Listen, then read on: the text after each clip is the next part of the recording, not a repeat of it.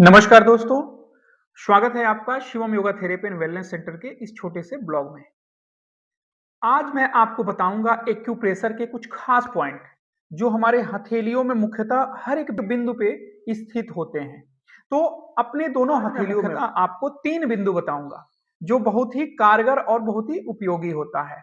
जिसमें सबसे पहला बिंदु मैं आपको बताऊंगा, ये अपने दोनों हथेलियों में सेम पॉइंट पे सेम बिंदु पे ये हमारे ऑर्गन्स स्थिर होते हैं, स्थित होते हैं। जैसे हमारे हाथ में ये एक्यूप्रेशर के पॉइंट ऐसे मौजूद होते हैं, जैसे आप अपने घरों में देखते हैं कि जो बिजली का बोर्ड होता है, स्विच कहीं और होता है और उससे रिलेटेड वस्तु कहीं और होता है। जैसे अगर फैन है, तो फैन ऊपर टंगा रहता है, लेकिन उसका स्विच कहीं और रहता है।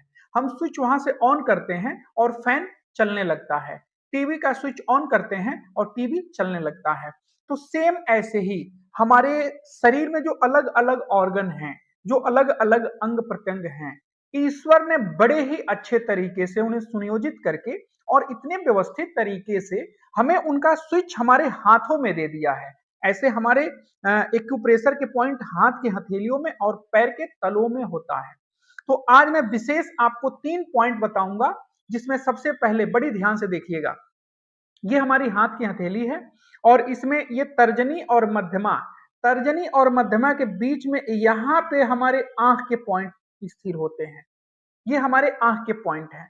अब इनको आप बड़े आराम से या तो हाथ से, जिसमें आपके नाखून ज्यादा बड़े ना हो, कटे हों और स्मूथ तरीके से आप इन्हें 60 बार कम से कम दबाएंगे।